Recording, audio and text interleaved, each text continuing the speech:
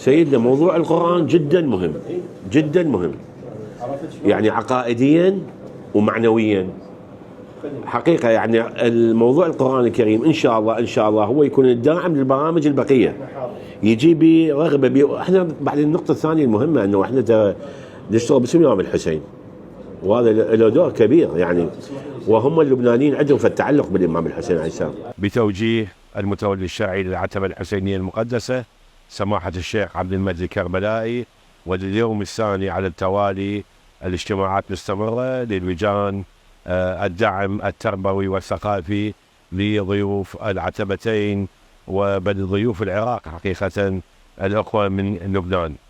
البرامج اليوم تم تحديدها وتم تحديد الأوقات الخاصة بالبرامج في 3 مدن زائرين والفنادق المستأجرة من قبل الأمانة العامة للعتبة الحسينية المقدسة.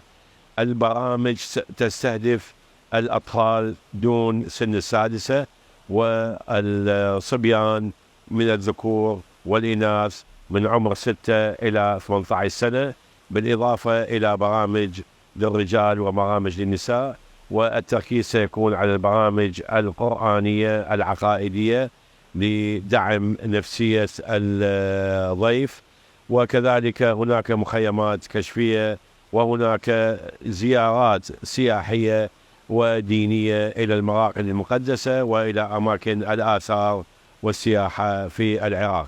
بناء على توجيهات سماحة المتولي الشرعي للعتبة الحسينية المقدسة سماحة الشيخ عبد المهدي الكربلائي دام عزه، وتم عقد عدة اجتماعات بمعية الأخوة للسيد جمال الدين الشهرستاني وسيد محمد حسن بحر العلوم في دار الضيافة للأجل التباحث حول تقديم الدعم المعنوي والدعم النفسي للأخوة الوافدين من الجمهورية اللبنانية. تم تقديم عدة استشارات من قبل الأخوة المعنيين، وتم عدة اجتماعات مهمة في هذا الجانب.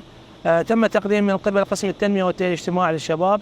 كما تعلم أن قسم التنمية والتأهيل الاجتماعي للشباب يعنى بشريحة الشباب وشريحة الناشئة على سبيل الخصوص، حيث تم تقديم عدة برامج وأنشطة مهمة تستهدف الأخوة الوافدين من شرائح الأطفال وشريحة الشباب والفتية والناشئة بمختلف العموم.